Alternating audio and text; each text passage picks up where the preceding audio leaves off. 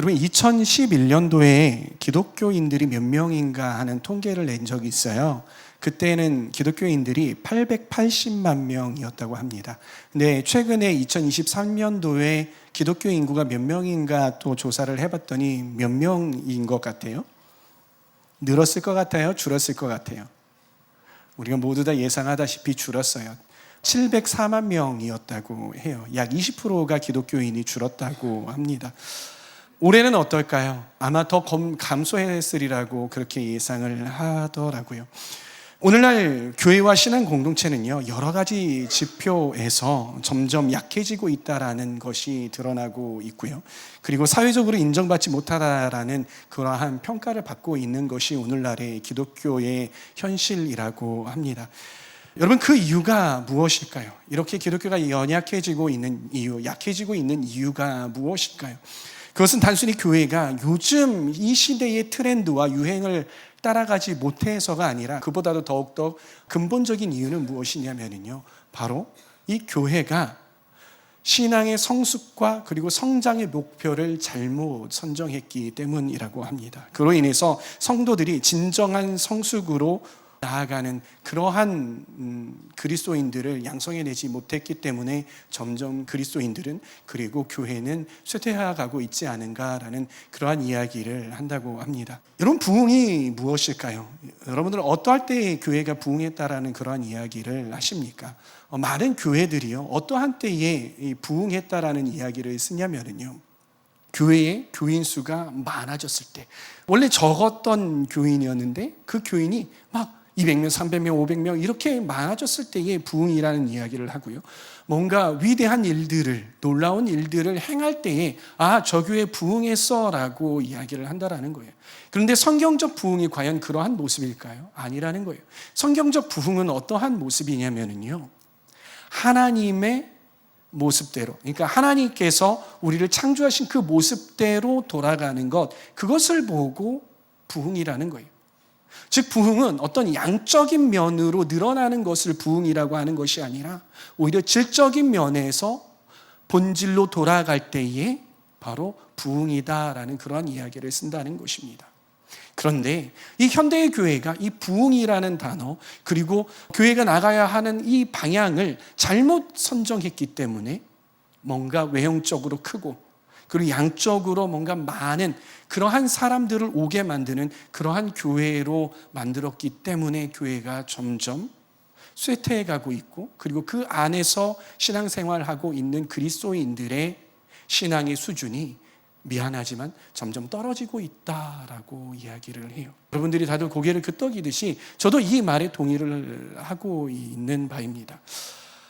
그 결과 교회 성도들은요, 어떠한 현상이 일어나면 성경에서 이야기하는 그러한 신앙의 깊이가 있는 크리스천들이 되는 것이 아니라 어떻게 보면 좀 더 사회적으로 잘 나가고 사회적으로 유명한 그러한 그리스도인들이 되려고 하는 게 요즘의 그리스도인이 아닌가라는 그러한 씁쓸한 생각을 가져본다는 것이에요. 사랑하는 청년 여러분, 오늘 우리가 말씀을 대하면서요, 교회 생활이 늘어날수록 종교인으로서의 모습은 갖추어 가지만 깊이가 없는 신앙인이 되고 있지는 않은지 한번 돌아보기를 바랍니다. 그리고 우리가 그리스도 안에서 진정한 성숙과 깊은 성장을 이루는 그러한 그리스도인들이 다 되기를 소망합니다. 아멘. 여러분, 아이를 길러보면은요, 이 아이를 낳고 기르다 보면 아이를 이제 먹여야 되잖아요. 근데 이 먹는 것을 상당히 신경을 써야 돼요. 왜냐하면 이 아이가 이 커갈 때에 이 커감에 따라서 그 각 시기에 맞는 음식을 제공해 주어야 아기가 잘 자라기 때문인 것이에요. 아기가 맨 먼저 이렇게 딱 태어났을 때에 무엇을 먹나요, 김다미 전사님? 모유 내지는 우유를 먹죠. 그렇죠? 그리고 시간이 점점 지나면 모유하고 우유를 먹던 아기가 미음과 같은 그러한 뭐라고죠, 그거를? 그렇죠. 다 아이들을 키워보셨나 봐요. 이유식을 먹고, 그리고 더 나이가 이렇게 들어가면 좀 부드러운 음식, 딱딱한 음식을 먹게 되는 거예요. 그런데 이 어린아이가 우유만 먹고 모유만 먹는 이 시기 때에 뭔가 딱딱한 음식을 주거나 간이 밴 음식을 주면은요, 이 아이는 큰일 날 수 있는 거예요. 근데 이 시간이 지나면 지날수록 이 아이들이 딱딱한 음식을 먹을 수 있게 되잖아요. 그럴 때에 이 아이가 계속해서 나는 우유가 좋아, 나는 미음 같은 그런 이유식이 좋아, 그것만 줘 이렇게 한다면 어떠한 현상이 일어날까요? 그렇게 되면은요, 이 아이는 어떻게 되냐면요, 영양 부족 사태가 일어나요. 영양 결핍 현상이 일어나요. 그래서 이 아이가 잘 자라날 수 없게 되는 것이에요. 여러분, 신앙도 마찬가지입니다. 신앙인이 어렸을 때부터 이렇게 어렸을 때의 신앙에서 점점 장성한 신앙으로 자라나잖아요. 그러면 그때에 먹어야 하는 말씀과 그리고 먹어야 하는 어떠한 가르침들이 다 다르다는 거예요. 예를 들면은요, 여러분들이 막 신앙생활 한 사람들이 있잖아요. 그런데 그 사람들에게 어제 막 예수 그리스도를 영접을 해서 교회를 왔는데 그 사람에게 예수 그리스도를 위해서 죽어야 합니다. 당신의 모든 시간을 다 바치십시오. 당신의 모든 그런 것들을 하십시오라고 그러한 부담이 되는 그러한 요구를 한다면 어떻게 되겠습니까? 아마도 그 사람은 이거 뭐지? 하면서 이 교회 뭐 하는 거지? 나 그거 너무 힘든데 이렇게 된다라는 거예요. 그 시기 때에는 교회 왔어요. 너무 환영합니다. 축복합니다. 사랑합니다. 주님의 말씀 안에서 잘 성장하십시오. 이러한 말씀과 이러한 메시지가 그에게 적합하다라는 것이에요.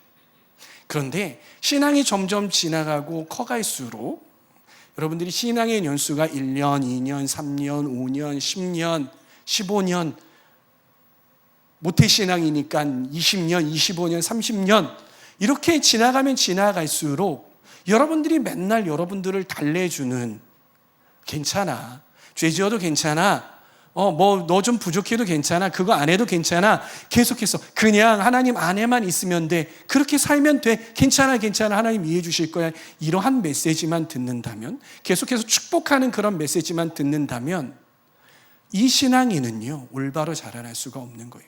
이 신앙인은요 더 이상 장성한 그러한 성숙한 그리스도인이 될 수 없다라는 것이.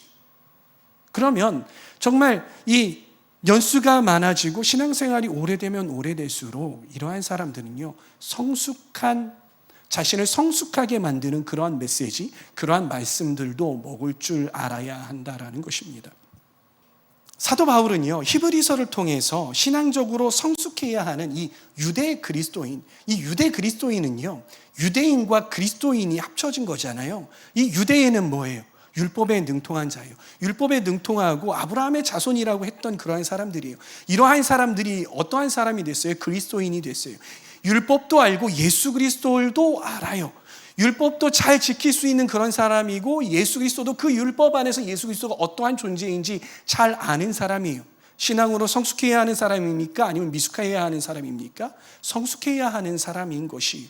근데 이 사람에게 히브리서를 통하여서 사도 바울이 뭐라고 이야기를 하냐면요, 히브리서 5장 12에서 13절 말씀, 오늘 읽었던 본문인데 다시 한번 12절에서부터 읽어보도록 하겠습니다. 시작.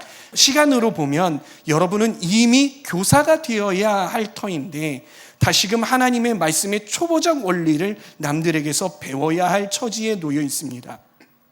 여러분은 단단한 음식물이 아니라 젖을 필요로 하는 사람이 되었습니다. 젖을 먹고 사는 이는 아직 어린아이이므로 올바른 가르침에 익숙하지 못합니다. 여러분, 사도 바울이 이 유대 그리스도인들에게 하는 이야기가 무엇이겠습니까?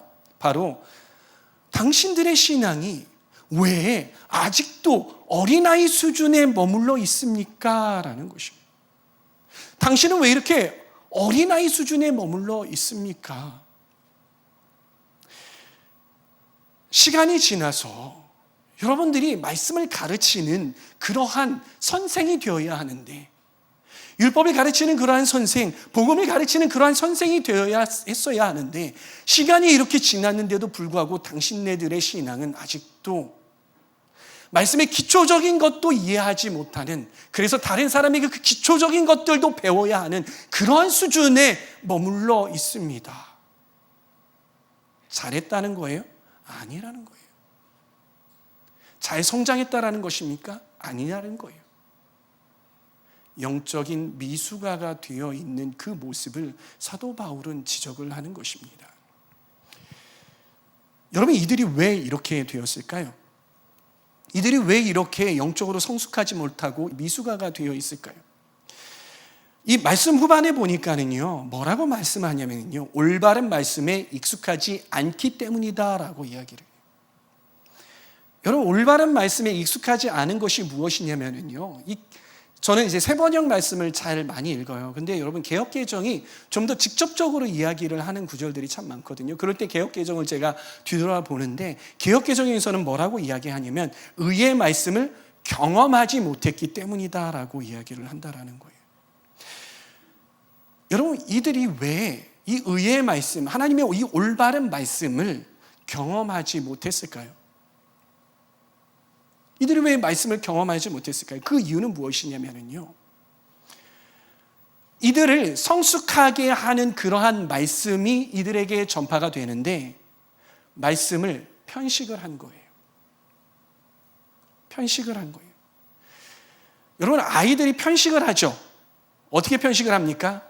채소를 먹기 싫어하는 애들은 엄마가 고기하고 채소하고 밥하고 이렇게 놓으면 밥하고 고기는 잘 먹는데 채소를 안 먹고 싶어.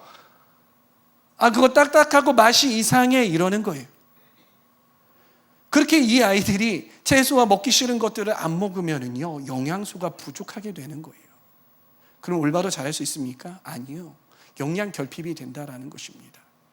마찬가지로요, 영적인 것도 이와 똑같은 거예요. 어떤 말씀이 나에게 선포되었을 때에 그 말씀 자체가 나에게 선포가 되잖아요. 그 말씀 자체가 나에게 선포가 되는데 이 모든 말씀이 여러분들이 듣기에 다 좋습니까? 아니라고요. 어떤 말씀은 내가 저것까지 살아야 돼? 이렇게까지 내가 실천해야 된다고? 정말 부담스러워. 네 이웃을 내 몸과 같이 사랑하라, 원수를 사랑하라 라고 말하는데, 여러분, 원수를 사랑하는 게 좋습니까? 아니라고요. 이 가운데 누군가하고 싸우고 온 사람이 있을 수 있고 자기를 모함한 사람이 있을 수 있고 그런 사람들이 있을 수 있어요. 그러한 상태에서 들어왔는데 원수를 사랑하십시오, 이웃을 내 몸과 같이 사랑하십시오, 당장 열받아 죽겠는데 그 말씀이 선포되어지면 여러분들은 어떻게 반응하세요? 아멘 하고서는 바로 나가가지고서는 말씀을 듣고 화해를 요청합니까? 네, 누군가는 그렇게 하죠. 그렇게 하면 성장하는 거죠. 그러나 원수를 내 몸과 같이 사랑하라는 그런 이야기를 듣고 와서 내 마음에 찔림이 있고 부담스러운 거예요. 그러면 어떻게 해요? 영적인 편식을 합니다. 말씀에 있어서 편식을 하게 되는 거예요. 말씀을 들었는데 내 마음에 너무 찔림이 와. 그런데 내 자존심상 왜 내가 미안하다고 해야 돼? 걔가 잘못했는데? 내가 피해자인데 왜 내가 먼저 그래야 되는데? 나 싫어, 못하겠어.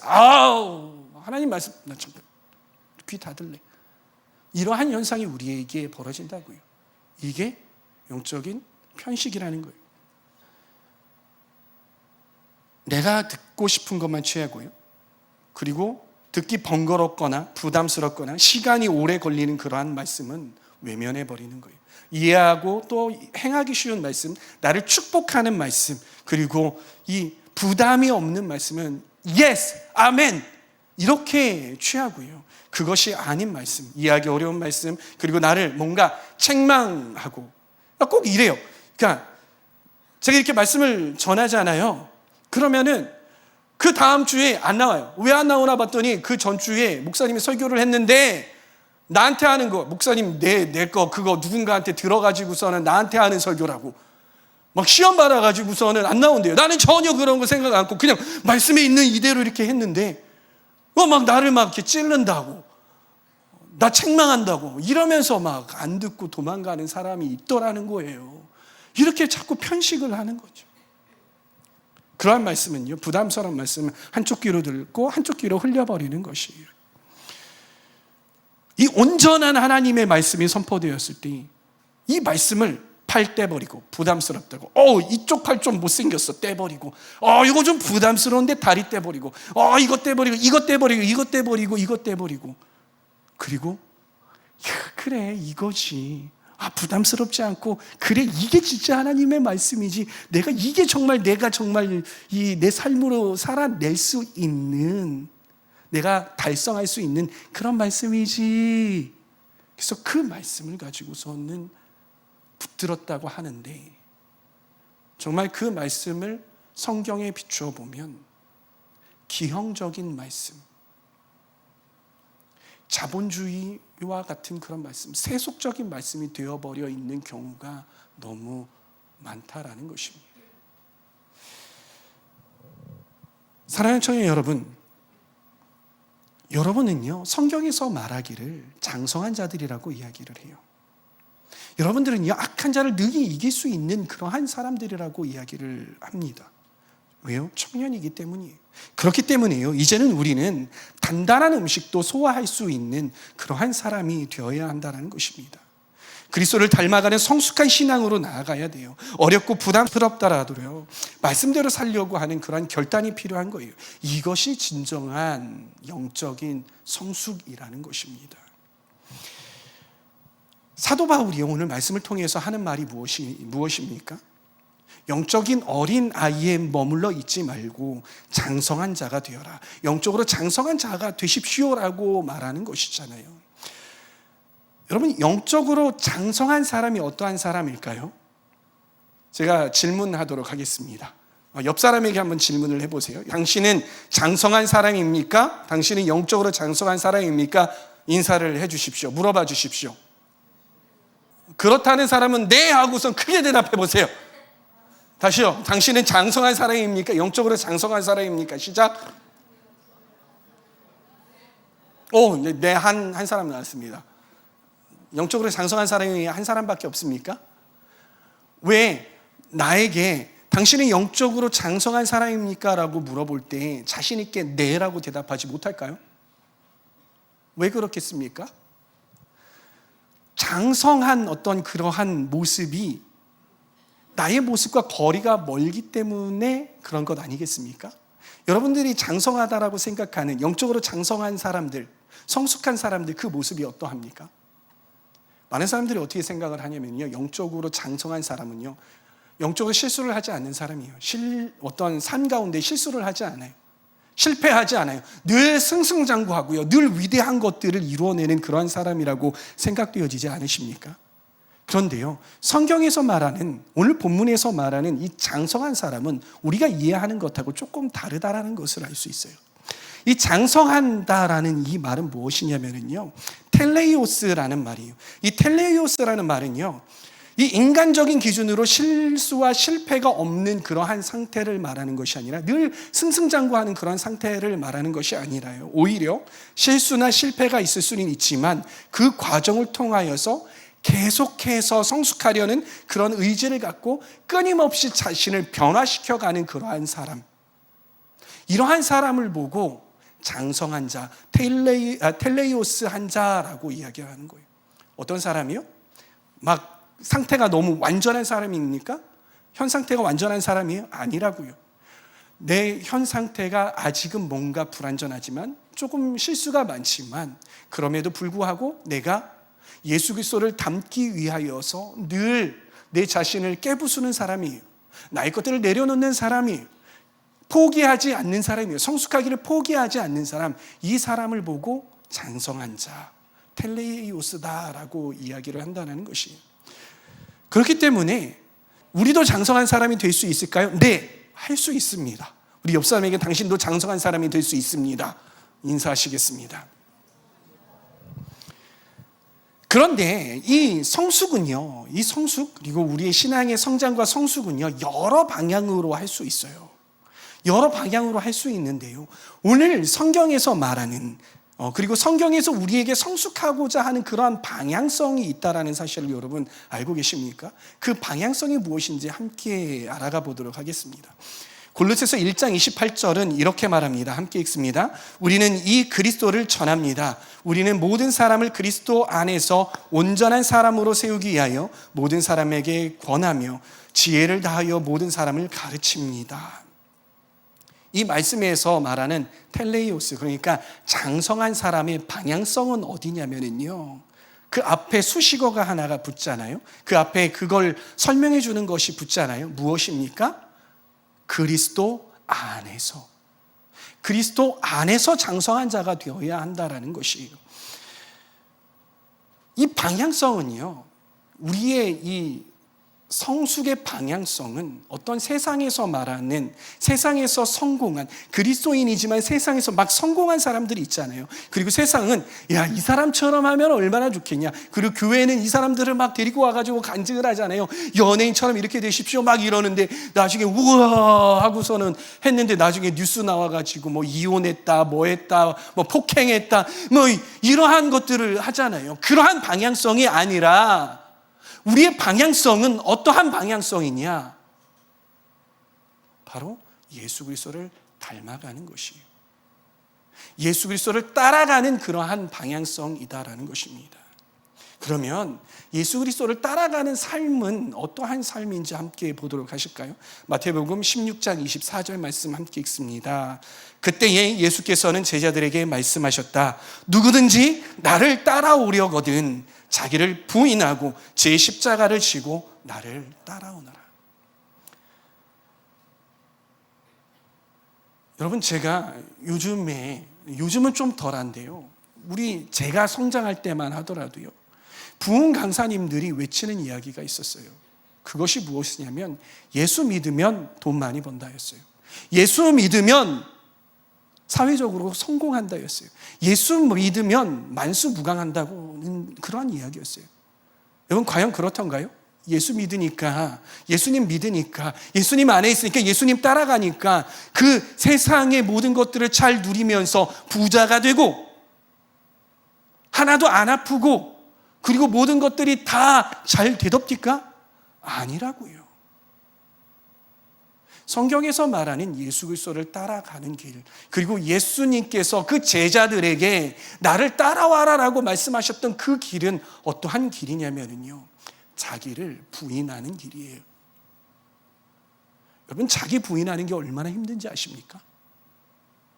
내가 나의 자아로서 내가 이루고 싶은 욕망들과 내가 이렇게 살고 싶은 그러한 삶의 방향성들과 그리고 나의 어떤 그런 욕구들이 얼마나 강한지 몰라요. 하나 예를 들까요? 제가 그러진 않아요. 제가 여기에서 뭐 며칠 전에 여러분들이 했던 실수를 한번 들먹여 봅시다. 한 사람에게. 그러면 여러분들 어떤 반응이 오겠어요? 마음이 심각하게 굳어질 것입니다. 왜 목사님은 설교하는데 이 앞에서, 많은 사람들 앞에서 내 얘기를 그렇게 꺼내지? 이러한 생각이 들 거예요. 그리고 심하게 흔들리겠죠. 왜 그렇습니까?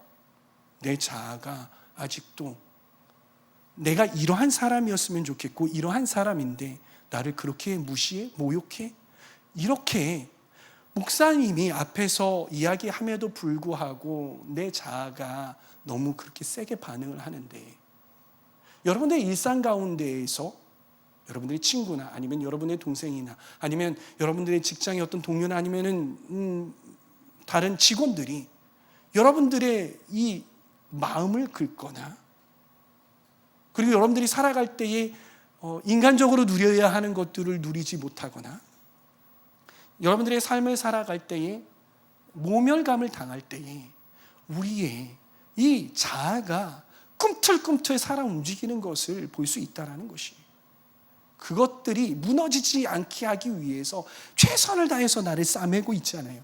근데 이것도 견디기 어려워한다는 거예요. 그런데 예수 그리스도를 따라가는 길은, 제자도의 길은 나의 자아를 십자가에 못 박아버리는 거예요. 죽었어. 내가 그리스도와 함께 십자가에 못 박혀 죽었어. 그러기에 나는 그런 것들에 반응하지 않아. 자기 부인이에요.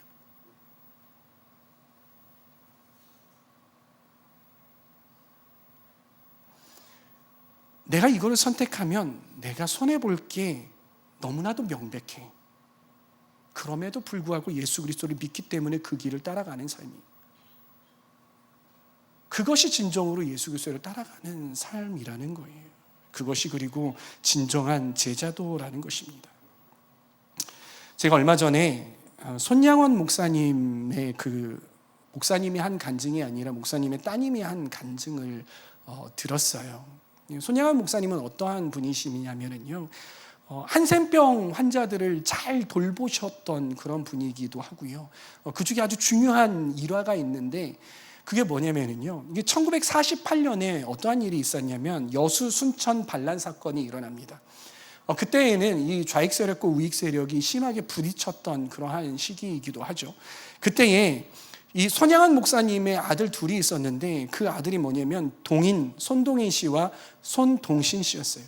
이 아들들이요, 공산주의자 안재선 씨에 의해서 죽임을 당합니다.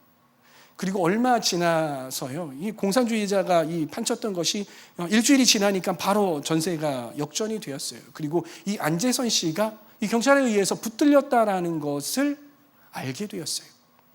이 손양환 목사님이 어떻게 하셨을까요? 어떻게 하셨을까요? 쫓아가서 두들겨 패고 이렇게 하셨을까요? 아니요. 그 소식을 듣자 이 손양환 목사님이 어떻게 하셨냐면은, 내가 이 안재선을 용서해야겠다.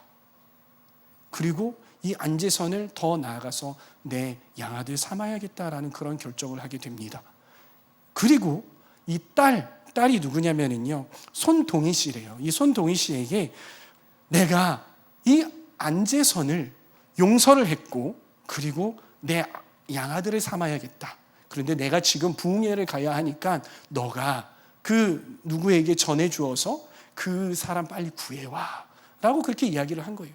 근데 이 손동희 씨가 그 이야기를 듣고, 자기 오빠가 다 죽어 나갔잖아요. 근데 그 이야기를 듣고 이 손동희 씨가 어떻게 했어요? 너무 이건 아니잖아요, 아빠. 이건 아니잖아요. 그래요, 아빠. 용서하는 것까지는 제가 이해할 수 있겠는데, 100번 양보해서 용납할 수 있겠는데, 우리 가족으로 다시 들여오는 거는 그건 아니잖아요 라고 했대요. 근데 이 손양환 목사님이 뭐라고 이야기를 했냐면, 하나님의 말씀이 원수를 내 몸과 같이 사랑하고 했기 때문에 우리는 그를 사랑해야 한다. 끝. 가서 이야기해 줬으면 좋겠다. 그러면서 이 손동희 씨가 막 달려갔어요. 달려가가지고 그 아버지의 그 이야기를 그 사람들에게 말합니다. 안재선 씨가 바로 사형당하기 10분 전이었어요. 그 전에 가가지고 이야기를 하고요. 그 이야기를 듣던 그곳에 있던 모든 사람들이 그냥 다 울어버리고, 그리고 그 안재선 씨는 풀려나서 이 손양환 목사님의 아들이 되었다라는 그런 이야기예요. 세상적으로 볼 때에 이 손양환 목사님이 막 성숙해 보입니까? 물론 성장하고 성공한 모습으로 보이십니까? 아들 2명을 다 잃었어요. 그런데 그 아들을 아들을 죽인 원수, 그 사람을 아들로 삼는 그러한 모습, 그런 모습이 세상적으로 볼 때 어떻게 보면 미련한 모습일지 몰라요. 실패한 모습일지 몰라요. 그런데 성경적인 관점에서 보면, 우리가 원수를 내 몸과 같이 사랑하라는 그러한 모습을 보면, 예수님의 가르침의 모습을 보면 정말로 장성한 사람의 모습이 아닐까 생각이 됩니다.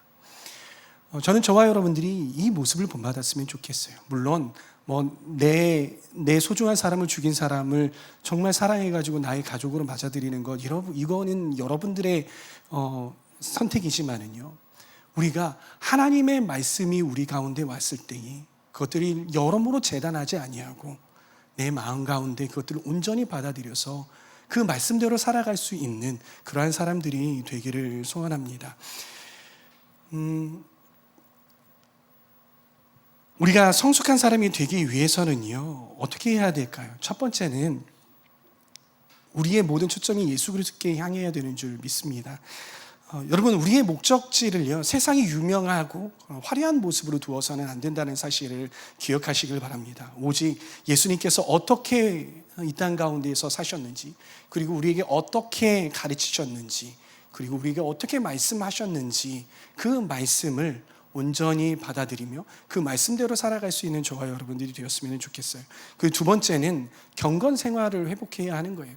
우리의 방향성이 중요하다고 이야기를 했잖아요. 우리는 세상의 방향성대로 살아가는 사람이 아니라 예수 그리스도를 따라가는 사람, 예수 그리스도께 방향성이 맞춰진 사람들인 것이잖아요.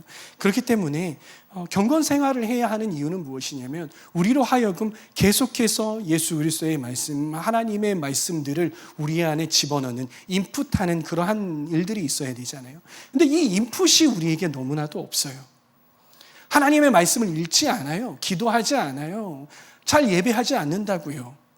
그러면 하나님의 말씀이 어떠한 건지 모를 뿐만 아니라 그 하나님의 말씀이 우리 안에 거할 수 없다고요. 세상의 것들로 자꾸 우리를 채우게 만드는 것이죠. 그렇기 때문에 우리는 계속해서 하나님의 말씀을 읽어야 돼요. 하나님의 말씀을 묵상해야 돼요. 찬양하는 그러한 시간들을 끊이지 않고 가져야 하는 것이죠. 혹시 말씀 묵상을 멈추신 사람들이 있습니까? 이 시간을 빌어서 다시 한번 말씀드린 건 말씀 묵상을 다시 한번 시작해 보시기 바랍니다. 기도를 멈추신 분들이 있습니까? 다시 한번 기도를 회복하시길 바랍니다. 그럴 때 여러분들은 진정으로 잘하고 성숙하며 나아갈 수 있다는 사실을 기억하시기를 바랍니다. 마지막 세 번째입니다. 세 번째는 공동체와 함께 성숙하시기를 여러분들께 부탁드립니다. 여러분, 이 시대 가운데 건강한 공동체 안에서 신앙생활을 하는 것이 참 어려운 시대가 되었어요. 왜냐하면은요, 이 시대에, 그러니까 이거는 교회의 잘못인 것 같아요. 왜냐하면 제가 초반에 이야기를 드렸듯이 교회가 건강하고 성숙한 그리스도인들을 양산해 내야 되는데 어떠했습니까? 자꾸 신앙이 얕은 그리스도인들, 그리고 세상을 따라가는 그러한 그리스도인들을 만드는 데 일조했다라고 이야기를 하고 싶어요. 부인하고 싶지 않아요.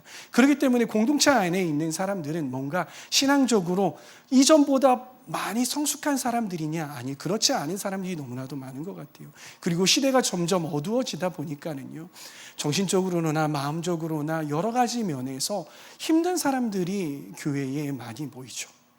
그리고 사람들은 저마다 큰 교회, 뭔가 시스템이 잘 되어 있는 교회를 가려고 해요. 그러다 보면 우리와 같은 이러한 중소형 교회들, 그리고 시골 교회나 작은 교회들은 어떠합니까? 사람들이 남아있지 않아요. 그리고 큰 교회에 갈 만한 여력이 되어 있는 사람들, 여력이 없는 사람들이 그러한 교회에 남아있는 경우가 많죠.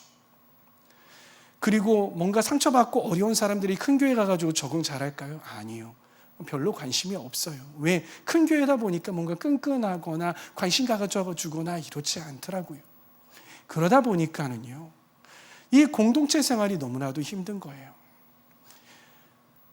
제가 여러분들에게 아마 1년 전에 고백을 했을 거예요. 저도 한국 교회가 싫어서, 한국 교회 공동체가 싫어서 다른 공동체로 도망가려고 했던 사람이에요.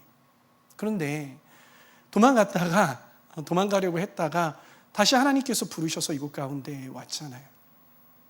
와 보니까는요, 정말 아픈 사람들이 많고요. 제가 왜 모르겠습니까? 아픈 사람들끼리 모여 있으면, 모난 사람들끼리 모여 있으면 서로가 서로를 공격하고 찌르는 거예요. 상처가 많은 사람들은 자그마한 일에도, 별거 아닌 일에도 상처받고 또 그것들을 갚아주려고 하는 거예요. 그러다 보니까요, 교회가 여러 가지 불편한 관계, 아픈 관계, 깨어진 관계들로 정말 많이 이루어진 것들을 봅니다. 그러다 보면 사람들은 뭔가 부딪히고 아프고 또 지치고, 그러면 어떠한 생각이 듭니까? 진절머리가 나는 거죠. 교회 공동체가, 교회라는 공동체가 뭐 이 모양 이 꼴이야. 아니, 교회라며 서로 사랑한다며. 근데 이 정도 수준밖에 안 된다고? 연약한 자들을 돕고 연약한 자들을 세워줘야 한다며. 근데 왜 자기네들끼리 따로따로 놀아? 이러한 이야기가 절로 나올 수밖에 없다라는 것이,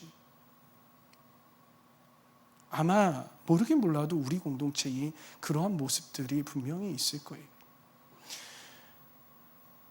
제가 청년부 사역을 하고 그리고 교육부서 사역들을 같이 돌아보잖아요. 여러분, 아직도 이 가운데에 청소년기 때에, 오늘도 청소년 누군가가 그런 일이 있었어요. 청소년들이 성숙해요? 성숙하지 못해요? 성숙하지 않다고요. 정신적으로나 사람들을 어떻게 대하는 거, 이런 것들이 성숙하지 못해요. 그러니까 자기네들끼리 툭탁거리고 싸우죠. 갈라서요.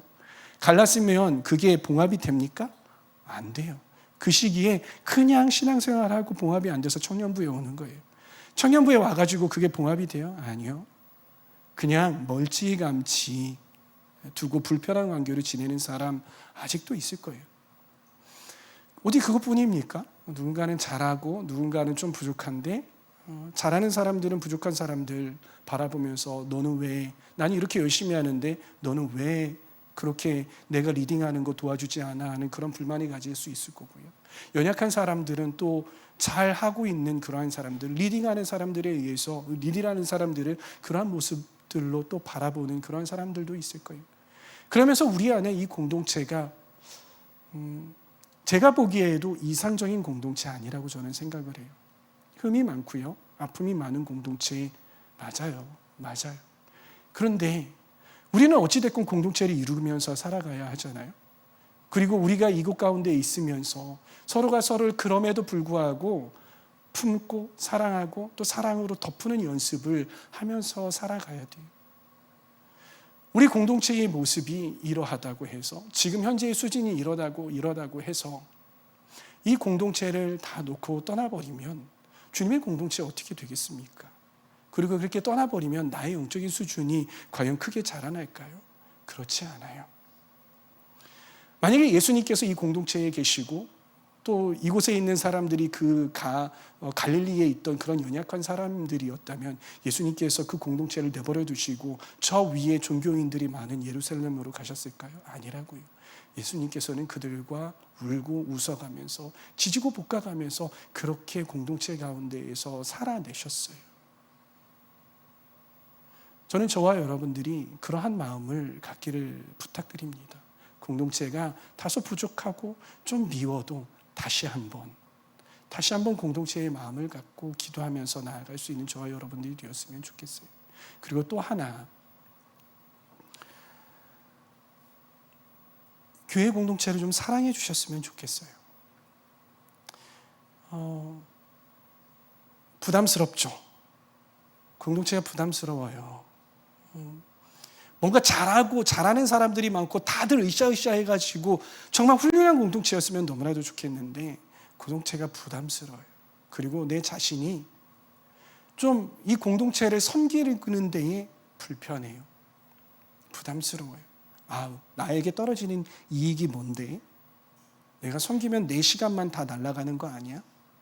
내 열정만 다 날아가는 거 아니야? 내 주중에 살아내야 되는데 내 그거 살기도 퍽퍽하고 바빠 죽겠는데 내가 교회도 섬기라고? 교회에 내가 열정을 내라고? 리더하라고?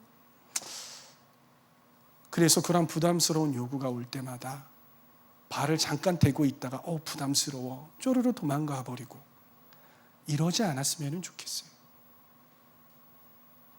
최선을 다해서 공동체를 함께 섬겨줬으면 좋겠습니다. 제가 신앙생활을 하다 보니 그리고 목회를 하다 보니 느낀 점이 있어요. 신앙의 성숙은 뭔가 내가 많이 듣고 많이 훈련을 받는데 많이 훈련을 받잖아요. 그래서 신앙의 성숙이 일어나지 않더라고요. 신앙의 성숙은 어떨 때 일어나는 줄 아세요? 내가 품기 어려운 사람들, 내가 감당하기 어려운 사람들, 어떻게 보면 나에게 있어서 딱딱한 음식일지 몰라요.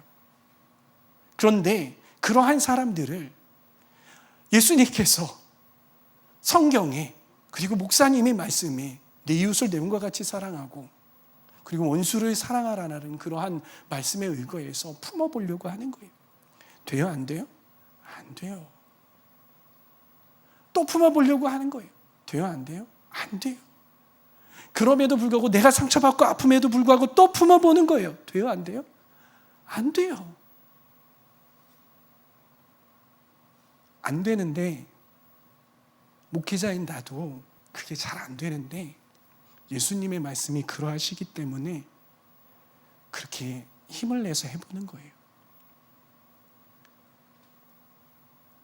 그렇게 최선을 다해서 해보는 거예요. 그렇게 해보니까 하나님의 마음을 알겠더라고. 왜 하나님께서 저 사람을 사랑하시는지 알겠더라고.